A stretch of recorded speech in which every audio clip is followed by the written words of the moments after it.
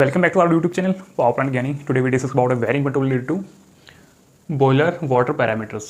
तो दोस्तों आज का जो ये टॉपिक है वो सभी के लिए बहुत ही इंपॉर्टेंट होने वाला है, क्योंकि इस वीडियो में हम हाई प्रेशर और लो प्रेशर के जो भी टरबाइन, डीएम, कूलिंग वाटर सभी के पैरामीटर्स के बारे में हम डिस्कस करेंगे, क्योंकि मोस्ट ऑफ लोगों का ये क्वेरी थी और आई थिंक ये आपके पूरे पावर प्लांट लाइफ स्पैन में आपको ये काम आने वाला है। तो दोस्तों इस वीडियो को लास्ट तक देखना। आपको यदि सारी चीज़ें आपको जाननी है तो आई थिंक सबसे पहले मैं आपको एक रिकमेंडेशन देना चाहूँगा कि आप कॉपी पेन लेके बैठे, ताकि साथ साथ में क्या है आप ये टेबल भी ड्रा कर सकें, क्योंकि क्या है ये टेबल आपको हर जगह पे काम आने वाली है, इंटरव्यू पर्पज़ से आपको काम आने वाली है। और दोस्तों डेली रूटीन वे से जो आप पैरामीटर एनालाइज करते हो अपने डीएम वाटर के, टरबाइन कंडेंसेट के, कूलिंग वाटर के, जो भी हमारे फीड वाटर जो भी पैरामीटर्स है, तो ये आपको ये टेबल काफ़ी हेल्पफुल करने वाली है। तो दोस्तों देर ना करते वीडियो को स्टार्ट करते हैं। सबसे पहले क्या है इसमें मैंने क्या लिया है, पहले मैंने हाई प्रेशर बॉयलर लिया है, फिर मैंने लो प्रेशर, फिर टरबाइन कंडेंसेट, फिर डीएम वाटर, फिर कूलिंग वाटर।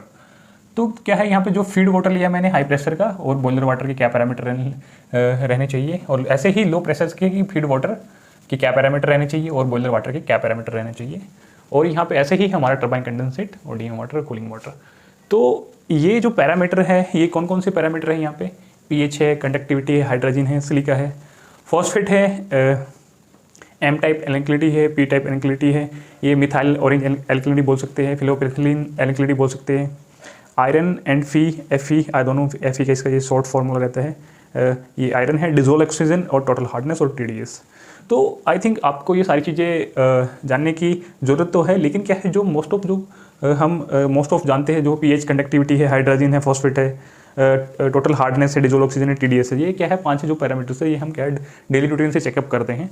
तो हमारे ड्यूरिंग चेकअप के साथ हमें ये भी पता होना चाहिए कि हमारा कहाँ पे कौन कौन सा पैरामीटर क्या है, कितना होना चाहिए। तो सबसे पहले यहाँ के पीएच है कि भाई जो हमारा परसेंटेज ऑफ हाइड्रोकार्बन्स कितना होना चाहिए। यदि पीएच को यदि हम negative logarithm of hydrogen ion बोलते हैं, तो क्या है दोस्तों वो क्या है जो हमारा हाई प्रेशर बॉयलर है उसमें फीड वाटर में कितना रहना चाहिए, ये 9.0 से लेकर 9.4।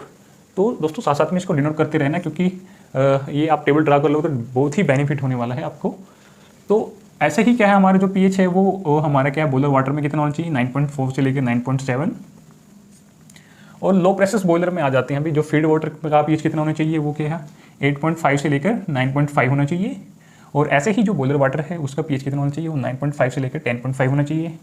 टरबाइन कंडेंसेट में जो हमारा वर्क डन के बाद जो स्टीम कंडेंसेट होती है कंडेंसर में, तो उसका पीएच कितना होना चाहिए हमारा 8.5 से लेकर 9.5 होना चाहिए। और जो हमारा डीएम वाटर है, जो हम जो वाटर ट्रीटमेंट करते हैं, आफ्टर दैट जो स्टोरेज करते हैं, जो फाइनल उस वाटर का पीएच कितना रहता है वो 6.5 से लेकर 7.5 रहता है। और ऐसे ही कूलिंग टावर का पीएच कितना रहता है, जो जिसमें हम सॉफ्ट वाटर यूज़ करते हैं, वो क्या है 7.5 से लेकर 8.5। आपको कोई भी कभी भी इंटरव्यू में या फिर वाइवास में ये सारी चीज़ें पूछ सकता है। ऐसे ही कंडक्टिविटी यूनिट क्या है, माइक्रोसीमेंस पर सेंटीमीटर है। तो कंडक्टिविटी मीन्स दैट की चालकता कि कितना कंडक्टर है वो वाटर। तो कंडक्टिविटी जो फीड वाटर की होनी चाहिए हाई प्रेशर बॉयलर में, वो क्या है हमारा 0.2 माइक्रोसीमेंस पर सेंटीमीटर होनी चाहिए। और जो बॉयलर वाटर है उसका क्या है 100 माइक्रोसीमेंस होना चाहिए।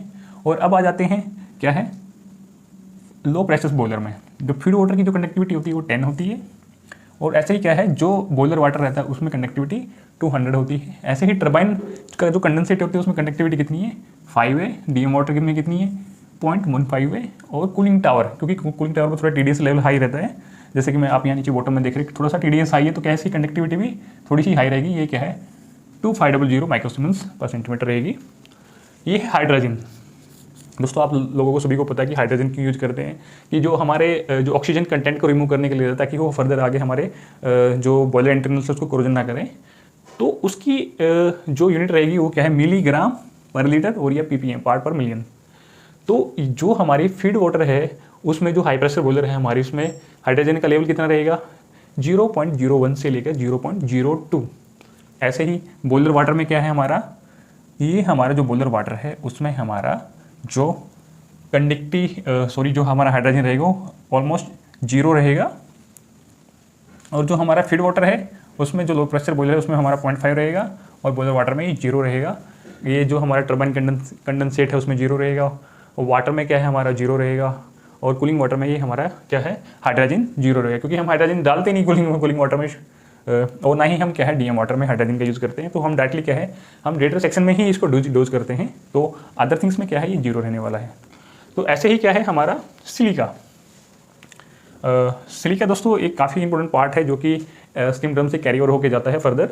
तो फिर भी क्या है, इसकी जो मात्रा होनी चाहिए वो क्या है 0.02, जो कि हमारा फीड वाटर में होनी चाहिए हाई प्रेशर बॉयलर्स के लिए, और 0.5 क्या है हमारा बॉयलर वाटर में, ये इस लिमिट तक चलेगा हाई प्रेशर बॉयलर्स में। और क्या है थोड़ा सा ये क्या है हमारा बॉयलर वाटर में यहाँ से बढ़ जाता है, जैसे कि यहाँ पे 0.5 है यहाँ पे लो प्रेशर के लिए, क्योंकि लो प्रेशर के बारे में थोड़ा, क्योंकि लो प्रेशर बॉयलर्स में क्या स्टीम है कि मोस्ट ऑफ क्या है प्रोसेस के लिए यूज़ की जाती है, तो क्या है उसमें थोड़ी सी मात्रा थोड़ी सी अधिक रहती है। तो क्या है हमारा जो सिलिका है वो क्या है 10 मिलीग्राम पर लीटर होगा या फिर 10 ppm रहेगा। ऐसे ही क्या है हमारा जो टर्बाइन कंडेंसेट में क्या है उतना ही रहना चाहिए, जहाँ जितना हमारा फीड वाटर में है 0.02 उतना ही टर्बाइन कंडेंसेट में रहेगा, उतना ही हमारा डीएम में रहना चाहिए।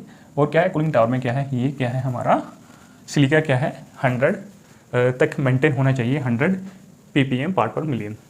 तो ऐसे ही क्या है दोस्तों फॉस्फेट क्या है दोस्तों, फॉस्फेट क्या है हम अपना स्टीम ड्रम में डोज करते हैं, क्योंकि फॉस्फेट क्या करता है जो हमारा नॉन हाइड्रेंट स्केलिंग है उसको थोड़ा सा स्टिकी फॉर्म में ले आता है, वो उसको क्या है बॉटम में सेटल डाउन कर देता है। तो यदि दोस्तों वो फॉस्फेट की प्रेजेंस नहीं होगी हमारी, तो क्या है वो हमारी इम्प्योरिटीज़ है वो क्या है स्टिकी फॉर्म में नहीं आएगी। तो क्या है ये हमारा बॉयलर वाटर में क्या है, ये हम करेंगे बॉयलर वाटर मीन्स दैट कि जो स्टीम ड्रम के जो पैरामीटर है उसमें क्या है हमारा 5 से 10 ppm प्रेजेंट होना चाहिए, और जो क्या है बॉयलर वाटर है जो लो प्रेशर के उसमें 15 से 30 तक ये हमारा ppm मिलना चाहिए।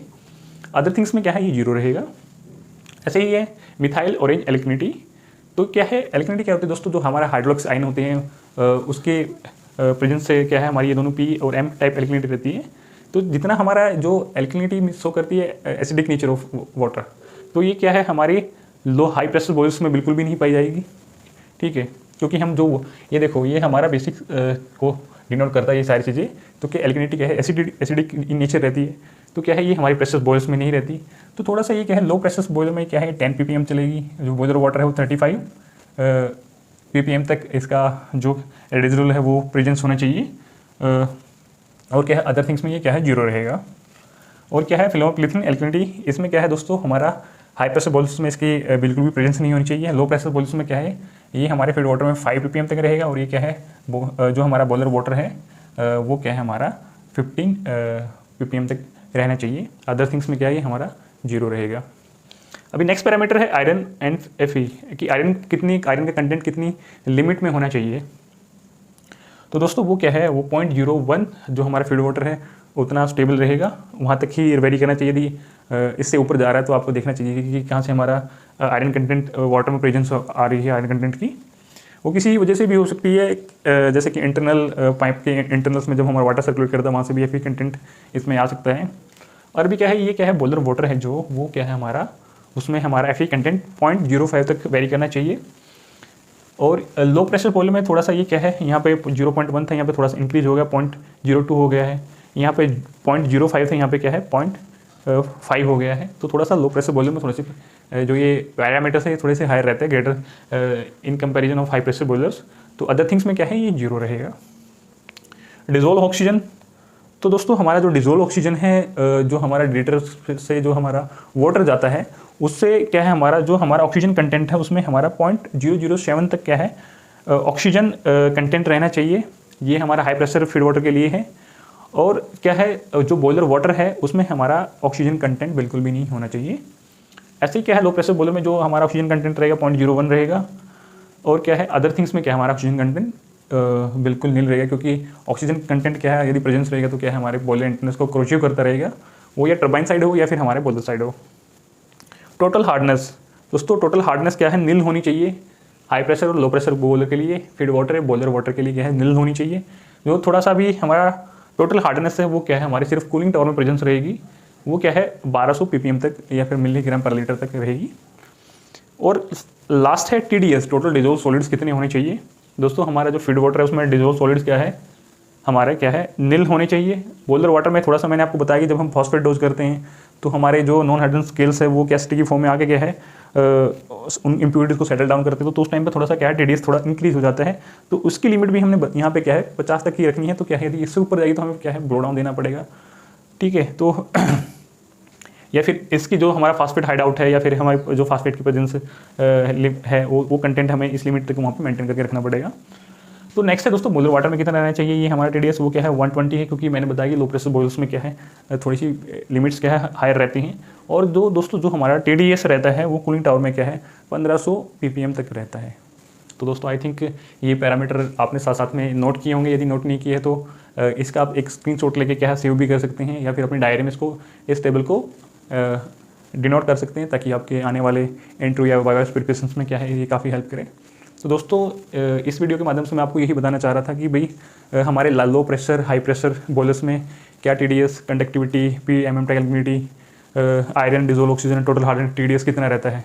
ऐसे ही मैंने आप लोगों को बताया कि turbine condensate, DM water, cooling water में इनकी लिमिट्स क्या रहती हैं।